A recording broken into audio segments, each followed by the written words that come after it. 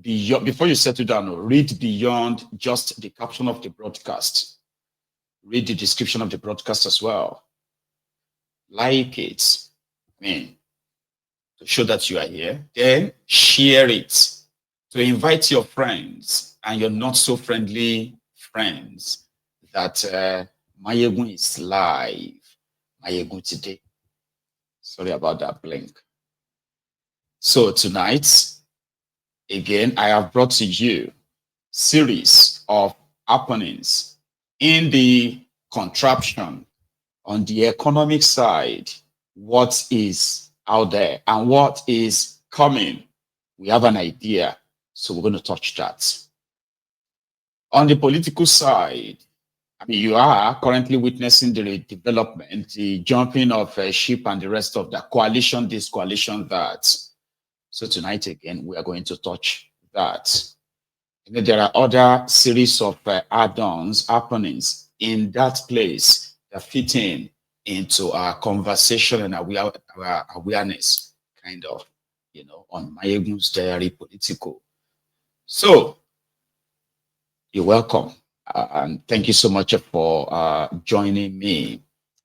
So the World Bank, the same World Bank and IMF that gave Tifnumbu the clean slate of health economically, the same them that gave Tifnumbu the economic policy that he unleashed on you, Nigerians, conditions given to him before they could loan him over $8 billion in a space of, 18 months. We can say 2 years.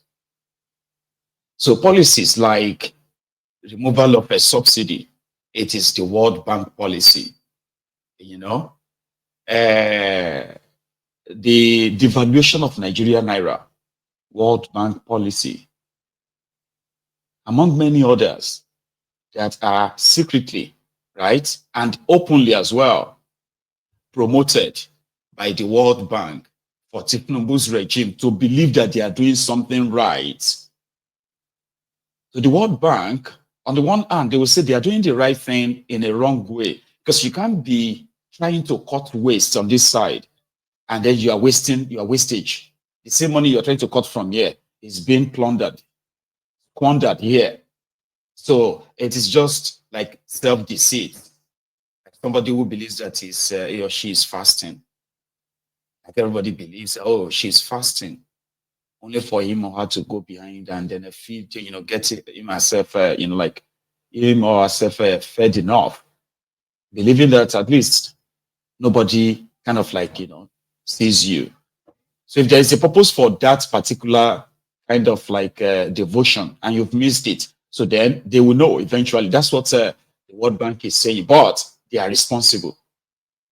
Same them are telling Tinubu's regime that they can continue to borrow to fund what they call developmental projects or critical projects. By the time you start looking at all those critical projects, it's like they want to train 1,000 women on how to, tie wrapper. World Bank project, loan $50 million. They want to teach farmers, right, how to catch, a bisexual rat somewhere, $1 million. Some other ridiculous things. I'm just using that one. Maybe,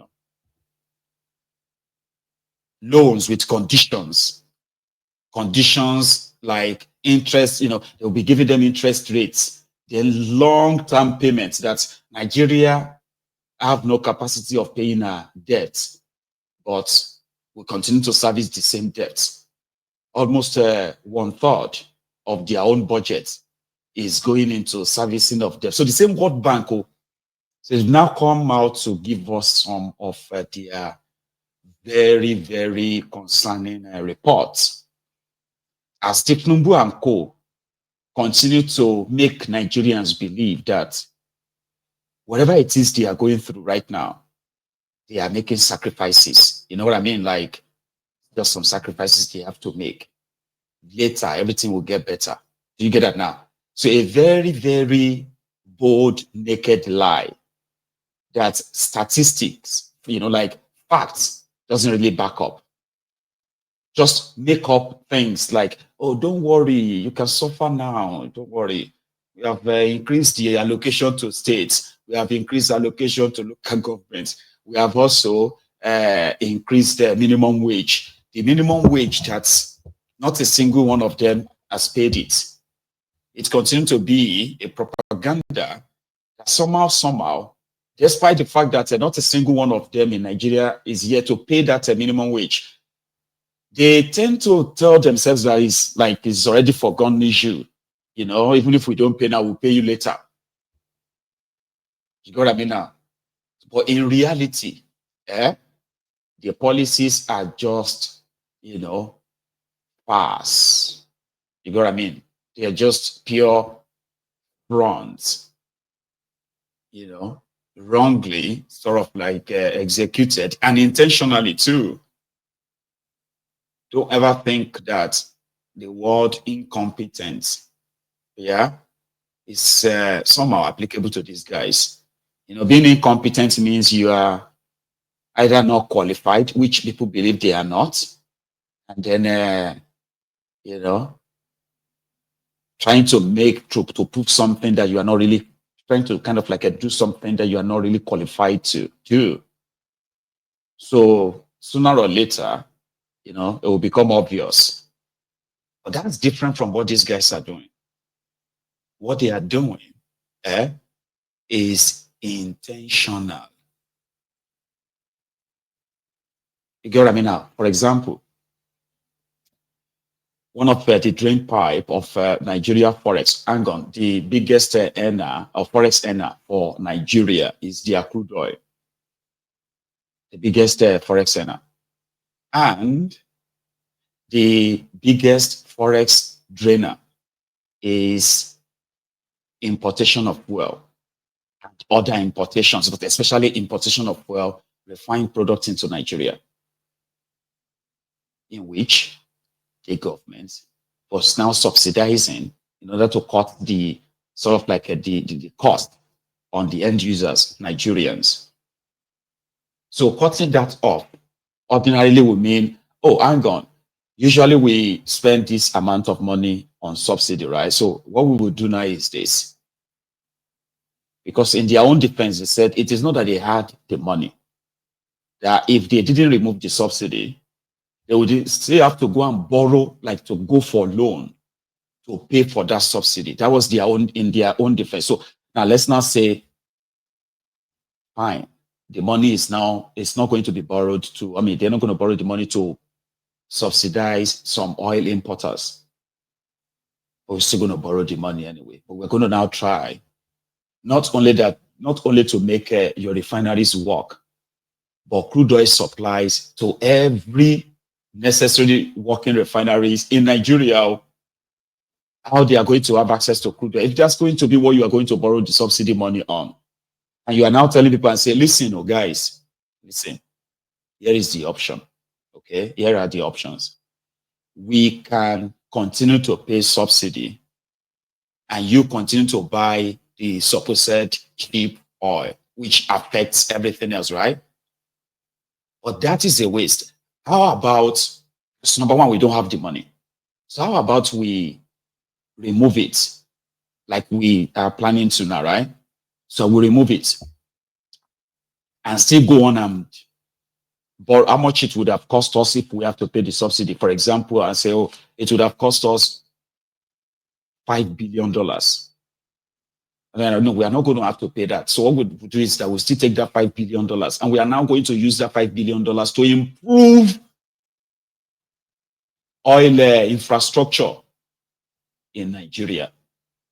And this infrastructural development, right, will be on this and this scale for the, what do you call it? For the mid-term, long-term, like you say, for the short-term, mid-term, long-term. So people will be like, they will understand what they are suffering for. Sure, you get.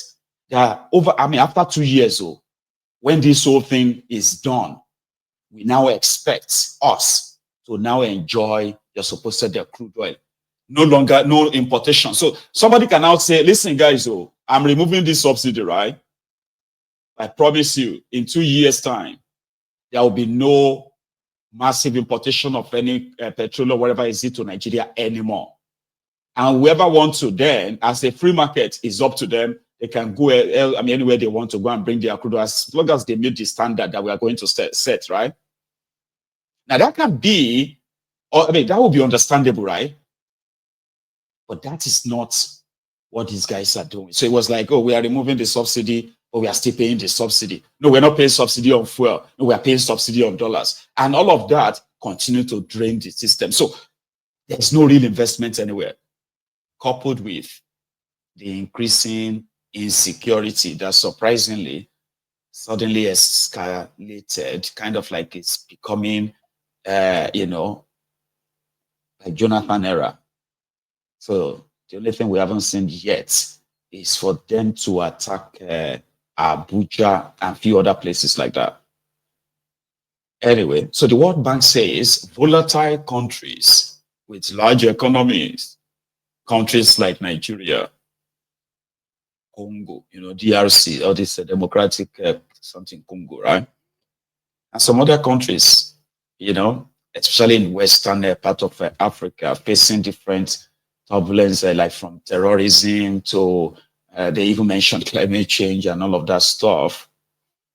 Almost especially Nigeria, where they have series of terrorists.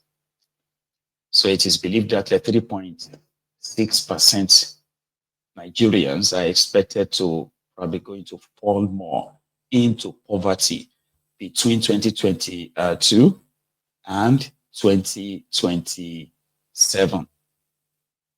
So in that space, if you have to put a number to that 3.6%, right?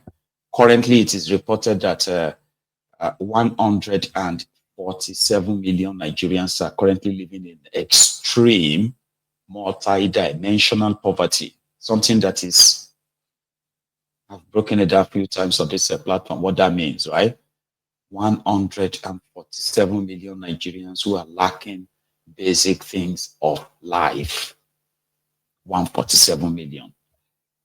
Now, you probably will say, who counted them? This is how they come up with all these figures, because if you believe that, you know, if you believe that Nigeria population is 210 million or is going to 250 million, like some of you, you know, so definitely with the available data that they kind of scientifically put together, and realistically too, if everybody stops being like pretentious and being dishonest or living in denial, right?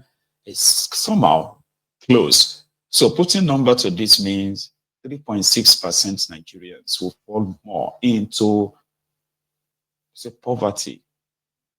So what that means is that in number, so if you say 10% of Nigeria is 21 million, right? So if you cut 10% by another 5, so that would be like 10.5 million. Okay, that's 5%. So if you cut that again, so you can easily say, so they are now saying that between now, 2025 and 2026, so here you go. So if you now cut that, that's going to be like maybe 3 million, or well, that can even be like 3.6, right? So 3.6 million, or even just say 3 million. Now, 3 million, that is even the population of some countries. When I say countries, there are like more than 4 or 5 countries whose populations are not even up to 1 million. And that would be like an extra 3 million people. So what that means in a real context is that you see some of you right now, yeah, who still have money to buy phones, data, and all of that. It's not easy. Sure, you get like you're already feeling it little by little. Sure, you get now like you are struggling to buy data, but you're still able to, right? Right now, you're still able to kind of do your sorry, 101. And somehow you are kind of like still managing. It's not easy, like I said. So what I mean is that some of you, at least 3 million of you, are going to fall so deeper. And why? Simply because Tifnubu's policies are fraudulent. They are not truthful. So as they are claiming to be doing budget cuts, budget cuts, financial this or that, they are also laundering the same money. They are borrowing money and they are putting up different kind of bogus projects to squander the money as well, while the debt repayment remains. So the World Bank is now saying this is preventable or avoidable. Normally, it is, it is late. Someone like me will say, oh, it is late. But to them, they're like, it is not too late. Okay? So what are the things that could be done to make sure that 3 million or more of you do not end up where those who were once kind of doing well? You know, genuinely, right? If you take a look at how APC, Egbekebe, destroyed Nigeria, it was gradual. So they put imaginary sort of like a progress in the heads of their, of their voluntary slaves, we call them, right? Because you don't need campaigns, all right, when your government's policy actually affects the people positively. See, you can never get 100%, sort of approval. It's almost impossible, except maybe like North Korea, So you can't get 100%. So which means if you can have anything above 50% of your population to say whether they like you or not, your policy touches them, changes their lives better. And if it, like they are in Nigeria, struggling to kind of survive, if your policies relieve that, they will feel it. They will be your own vuvuzelas. But to those Ronukus and gangs, no, that is not how it works. They just want you to believe that if you can't see what they are seeing, if you can't see how Tifnubu has created, go and look at Eco Atlantic. Eco Atlantic is worth $20 billion. Lagos State is worth, the economy of Lagos State is worth $200 billion by 2030. You know, all those kind of nonsense. It doesn't have any direct, what they call the HDI, Human Development Index. No direct impact. Do you get that now? So this idea of, progress or progression, or whatever you want to call it, created by the Ronukus and their gang, you are supposed to feel it. Something that, for example, right, let's say in 2 years or so, they decided that there's this particular funding or money that, it's pretty much a waste. So we mop them all together. And this is how much they are. Number one, we will never put money there anymore. Now, for what we have managed to recover, here is 800 billion naira. Now we are channeling it into this. Something that you can easily just say, oh yeah, this is something you can point to and say, well, but that is not the situation with these guys. The second thing they expect them, apart from cutting the right, the next thing they expect them to do is, for goodness sake, right? Those who are sponsoring this terrorism in Nigeria, they are members of APC, they know themselves. If Tinubu sat with them when they put all of this together. So if they do not want many of Nigerians to either end up in IDP camps or dead or wretched in the next 1 year, a serious country will wage war against those who are waging war against their country. But that is not the kind when you have the call loose. So I don't know which one to give to you first, because this is me now going into the part of the reasons why, you see, whatever it is that the World Bank is projecting, IMF projecting, as much as they are so involved, okay, the available facts shows that none of them is to be trusted. Because on one hand, they are telling us